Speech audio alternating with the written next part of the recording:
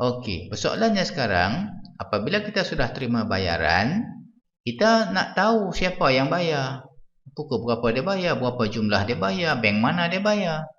Alamat dia macam mana, kita nak hantar produk ke rumah dia. So, nombor telefon dia berapa untuk kita nak berhubung. Sekiranya ada apa-apa yang kita tidak jelas, kita nak berhubung balik dengan dia. Apa nombor telefon dia? So, benda-benda ni perlu. So, kita boleh sediakan satu form untuk dia isi selepas dia sudah buat bayaran. Okey, selepas dia sudah buat bayaran, kita sediakan satu form yang kita panggil contact form ataupun kita panggil borang tempahan. Letakkan dia di bawah daripada divider yang kita sudah letakkan tadi. So form tu akan keluar begini. Tarik elemen contact form, klik tahan dia dan lepaskan di sini. Dia keluar begini. Dan ubahkan tajuknya menjadi borang tempahan. Okay. Alright. So name, email, comment, submit. Itu dia punya konten yang asas. Kalau misal kata kita tengok kat sini first name, last name ini tak sesuai lah untuk kita orang Malaysia, mungkin kita tak ada lah first last, kita ada nama penuh aja. So kita deletekan saja elemen itu. Klik di sebelah kanan tu ada tanda X itu, deletekan saja dan gantikan dengan satu elemen short text box. Okey. Gitu. Kita dah buang dah tadi. So tak ada dah first name last name tu. Tarik satu short text box, letak di bawah daripada borang tempahan. Dan kita namakan text box yang baru itu, ubahkan title-nya menjadi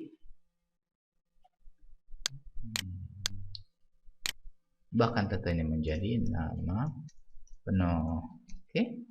Alright. So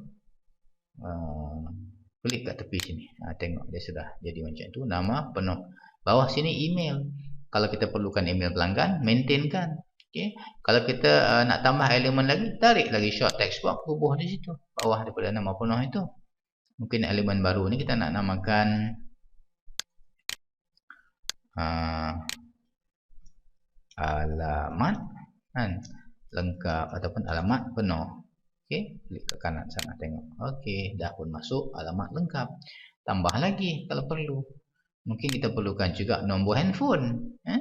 So kita ubahkan title sini menjadi nombor handphone ataupun handphone number. Gitulah. Handphone number. Lepas itu klik di kanan, tengok dia dah masuk dah handphone number. So email maintain. Di bahagian di ruangan komen ini mungkin kita tak nak maintain keperkataan komen ini, kita nak tukarkan menjadi maklumat bayaran. Gitu. Right? Klik di kanan, jadilah maklumat bayaran. Kalau kita rasa macam peta ini agak tebal sangat, mungkin kita tak perlukan besar begini, kita just klik saja atas peta itu. Di bahagian width and height ini ubah dia, tukar menjadi medium kedua-duanya. Jadi kecil lah sedikit dia punya peta tadi. Alright. Okey. Cuba back step ataupun back satu step ke belakang. Di bahagian instructions ini pula, cuba klik pada instructions dan typekan masuk apa yang kita nak daripada pembayar tadi. So bagi arahan yang jelas kepada dia apa yang kita nak dia isi dalam ruangan maklumat bayaran itu. Sila nyatakan jumlah bayaran, tarikh, masa bayaran, bank mungkin, cawangan bank, mungkin apa lagi, kod produk apa yang dia nak, dan mungkin berapa banyak dia nak, quantity, produk pesanan anda. Sila nyatakan jumlah bayaran, tarikh, masa, bank, cawangan, kod produk dan kuantiti produk pesanan anda. So, cuba kita klik kat sini dan kita akan dapati bila kita sentuh saja pada peta ini, keluarlah dia punya arahan di sebelah kanan itu. Okey, ini kita belum publish lah. Selepas kita publish nanti, arahan ini, arahan yang di sini akan muncul di sini. betul-betul kat tepi peta ni. Dia bukan jauh gitu. Ini di dalam editor. Dia agak jauh di sana. Lepas itu, terus ke bawah di bahagian butang submit. Klik pada butang submit dan berikan nama form yang khusus kepada bisnes ini. Contohnya order leather. Macam tu. Okey. Email submission sini adalah email yang akan menerima maklumat apabila orang isi dan tekan submit.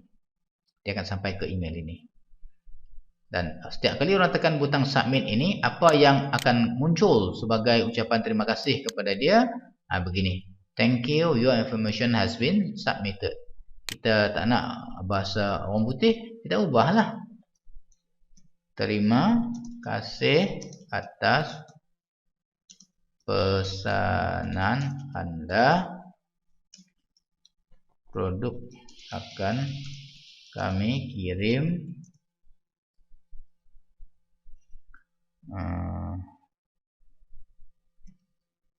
melalui post express misalnya. Okey. Jangkaan tiba dalam 2 hari bekerja. Okey. Nak tambah apa-apa lagi maklumat, tambah je lah. Misalnya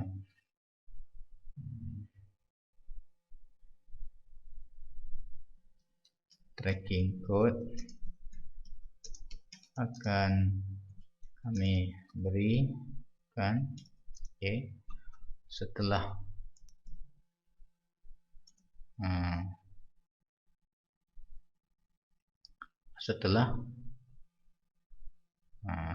pengeposan, setelah produk dipostkan.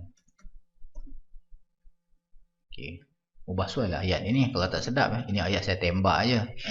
Yang penting poin-poin ini semua mesti ada.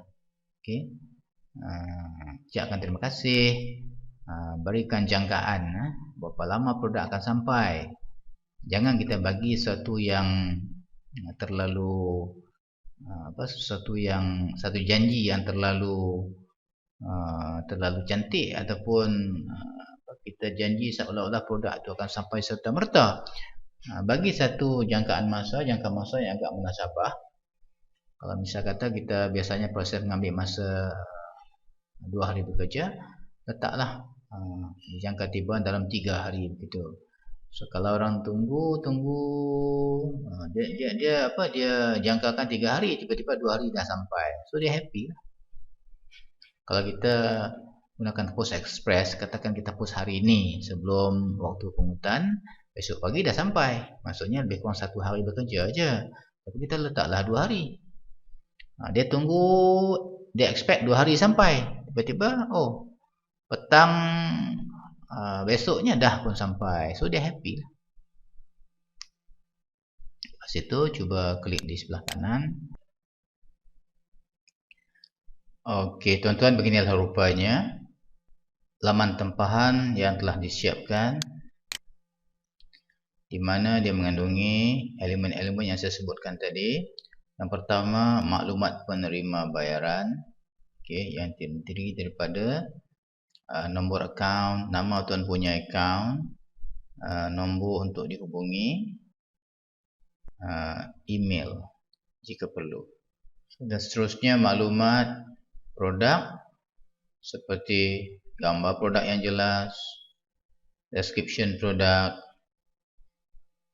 kod produk, harga produk, dan butang bayaran. Letaklah lebih daripada 2 butang bayaran, tak mengapa. Lagi banyak butang bayaran ini lagi bagus, lebih memudahkan buyer, lebih memudahkan pembeli.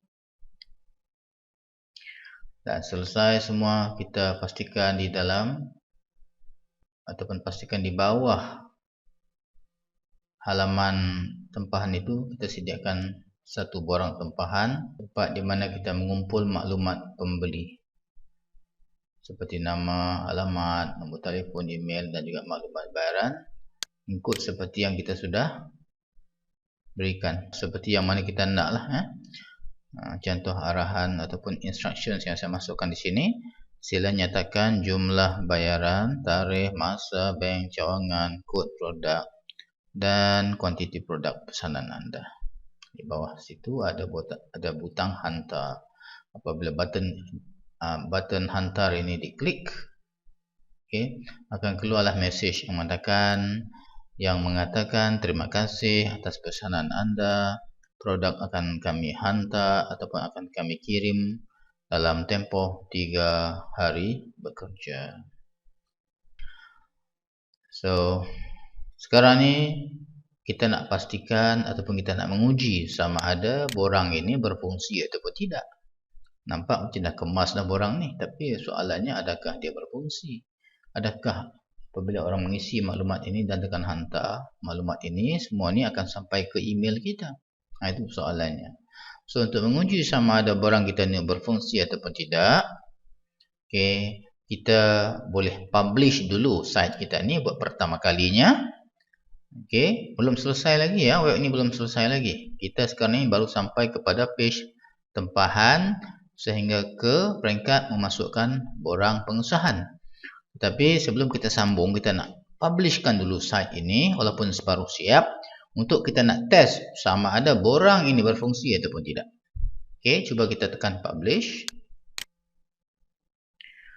Semak balik nama subdomain yang kita masukkan mula-mula tadi, leatherstore.weebly.com. Kalau nak tukarlah sekarang masih ada peluang lagi. Nak tukar selepas ini pun boleh. Bila-bila masa boleh diubah nama ini selama mana kita menggunakan subdomain. Alright, tapi kalau kita mendaftar domain atas nama sendiri dan kita bayar untuk itu, tak boleh kita nak tukar suka-suka hati. Sebab domain yang dibayar ini sama seperti kita mendaftar perniagaan dengan pendaftar perniagaan. Tak boleh ditukar-tukar begitu je, tak boleh. Tapi subdomain boleh.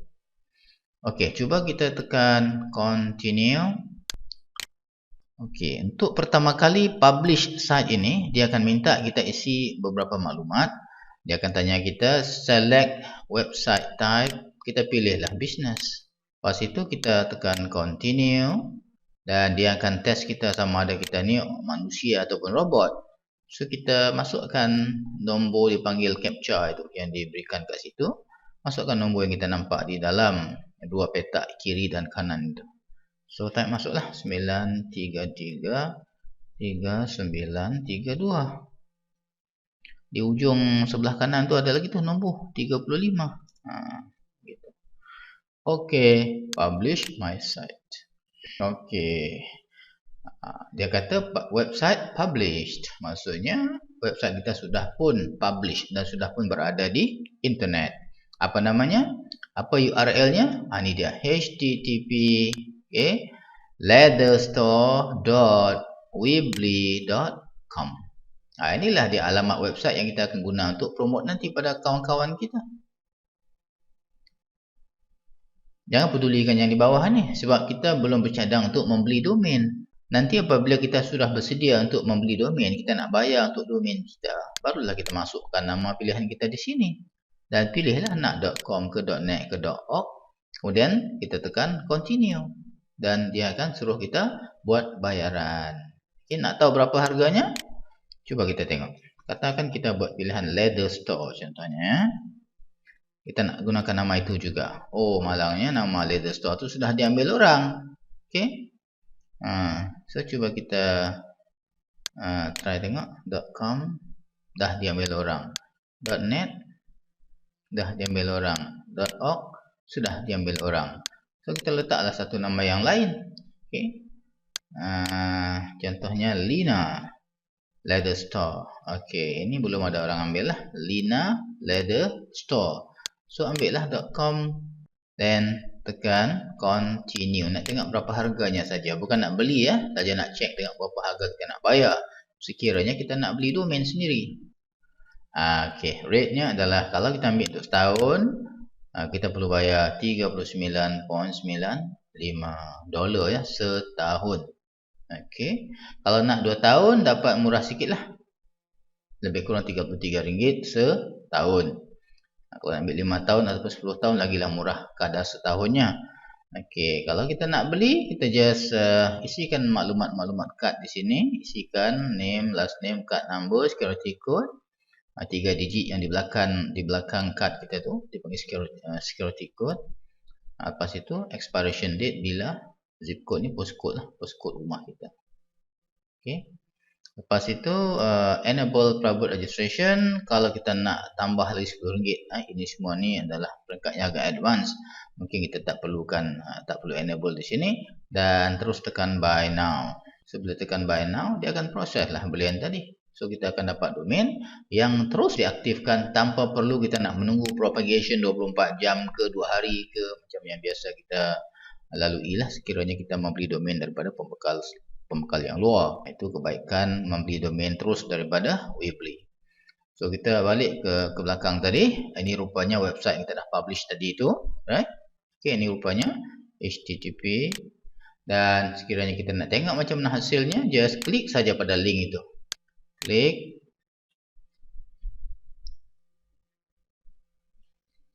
Okey, macam ni lah rupanya website kita di internet. Okey, kita ada page utama, kita ada produk, bawahnya ada A, B, C, tempahan, kita ada testimoni, hubungi kami, soalan lazim. Dan setakat itu saja page kita. Dan kita boleh tengoklah sampai ke bawah sana. Ini page utama, ya. Ada sedikit, ada tajuk, ada penerangan tentang perniagaan kita, ada gambar killer ataupun killer produk, dan sedikit maklumat tambahan. Dan kita pergi ke page produk. Cuba kita klik pada page produk. Apa yang kita nampak? Okey, kita nampak ada slideshow di sana. So slideshow yang kita buat tadi tu. Alright. Dia akan berjalan gitu sampailah habis produk kita. Kalau kita ada 20 produk ataupun 200 produk pun kita buat macam inilah. Dia akan tunjuk satu supaya orang dapat gambaran tentang apa produk yang kita nak jual. Dan kalau katakan dia tengok-tengok saja dekat slideshow ni terus berkenan nak beli, dia akan klik pada tempah sekarang. Klik saja dekat sini terus dibawa ke laman tempahan tanpa perlu kita klik pada halaman tempahan. Dia akan terus bawa kita punya buyer tadi ataupun potential customer tadi ke halaman tempahan, dan dekat sini dia boleh tengok detailnya tentang nama produk, tentang kod produk, tentang harga produk, dan dia boleh terus tekan butang Maybank ataupun CIMB ataupun mana-mana butang bank online yang dia sendiri pakai, dan terus buat payment ke account number ini. Cuba kita klik tengok pada butang Maybank ini. Adakah Maybank to you ni akan menutup laman tempahan ini? Sekarang ini laman tempahan kita, ya. Bila kita klik di sini, apa jadi? Adakah Maybank ini akan mengambil alih tempat ini, window ini, ataupun dia akan buka di sebelah? Okey. Cuba saya matikan dia punya tab-tab yang tak berkenaan dulu. Okey. Ini halaman tempahan kita, ya. Cuba saya tekan Maybank to you. Cuba perhatikan, ya. Maybank to you buka di sebelah, bukan di sini. Dia tak menutup. Tab ini ataupun page ini. Jadi dia tak akan dia akan beri kemudahan lah kepada orang yang nak membayar kepada kita. So Maybank di sini dia cuma masukkan username, password dan sebagainya, dan bila dia nak bayar kepada akaun nombor berapa, dia just klik di sebelah itu. Keluarlah nombor akaun kita. So dia nak bayar, pergi ke Maybank. Dia nak cek nombor akaun, pergi ke tab sebelah. Jadi dia di tab yang berasingan. Itu maksudnya open link in a new tab ataupun open link in a new window. Ingat masa kita buat link di button Maybank tadi. Okay, lepas kita masukkan link ke login tu, kita link, kita open, kita pilih option dalam petak 4 segi itu, open link in a new window. Begitu juga dengan CIMB. Cuba kita klik CIMB. Dia akan buka di sebelah. Dia tak akan menutup laman utama ni. Alright, jelas Boleh faham Okey, saya matikan kedua-dua link ini. Saya nak turun ke bawah. Nak test tengok sama ada borang yang kita pasang tadi itu berfungsi. Maksudnya kita nak cuba menyamar lah sebagai buyer. Kita ni sebagai pembeli lah kononnya. Buyer bin pula. Jadi katalah nama penuh dia Ali bin Ahmad.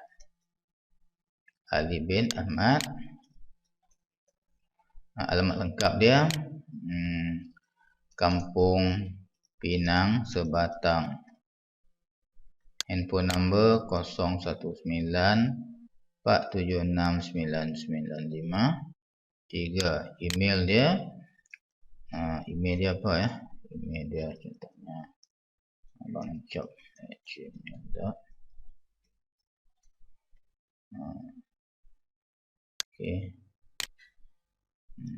Ayam Belanda @gmail.com. Maklumat bayaran. Cuba tengok apa yang berlaku di sebelah kanan ini. Bila disentuh saja dalam petak maklumat bayaran ini, keluarlah instructions yang kita masukkan tadi. Sila nyatakan jumlah bayaran, tarikh, masa, bank, cawangan, kod produk, kuantiti produk pesanan anda. So kita isikan mengikut arahan yang keluar itu. Jumlah bayaran RM200 dan koma. Kemudian tarikh 24 hari bulan 15 hari bulan 1 tahun 2014. Contohnya gitulah. Koma. Kemudian masa, pukul 6 petang, 6 PM, katakanlah begitu. Tak kira format macam mana yang sesuai. Lepas itu bank mana dia bayar daripada Maybank misalnya. Koma, cawangan mana? Cawangan Sungai Petani contohnya. Apa lagi? Kod produk. Beg kulit BK001 katakan. Dan apa lagi? Koma, kuantiti. Dia nak berapa unit? Dia nak 1. Maksudnya 1. Alright, cukup lah. Beg kulit kuantiti 1. Maksudnya satu unit lah, 1 beg. Kalau dia nak 10, masuklah sini 10. Pastikan kuantiti ni dengan jumlah yang dibayar itu tally lah. Dia nak 10, dia bayarlah 2000. Ini 10 lah. Gitu. Lepas itu tekan hantar. Cuba tekan hantar, tengok apa jadi. Perhatikan di bawah sini ada satu mesej yang keluar. Terima kasih atas pesanan anda. Produk akan kami kirim dalam tempoh 3 hari bekerja. Ini adalah mesej yang keluar automatik apabila orang tekan hantar. Kalau kita perhatikan sekarang ni, borang tu dah pun hilang daripada sini. Apa maksudnya? Maksudnya maklumat yang di dalam borang itu semuanya sekarang ni sudah berpindah ke email kita. Ke email siapa? Ke email tuan punya website inilah. Ke email tunteja14@gmail.com. Jom kita cek email. Sama ada betul tak email itu sampai ke tunteja14@gmail.com. Cuba kita pergi ke new tab di sini. Dan kita buka Gmail lah. Macam Tunteja dia pakai Gmail tadi. So kita buka Gmail lah. Tunteja.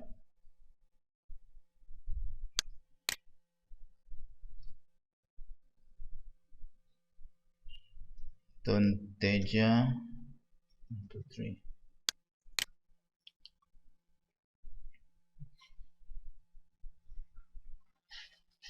3. Cuba tengok betul-betul dekat inbox ya, dekat message nombor 1. Daripada siapa? Daripada order daripada siapa? Order daripada ayambelanda@gmail.com. Tajuk borang yang kita masukkan tadi adalah tempahan beg kulit. Cuba buka message itu.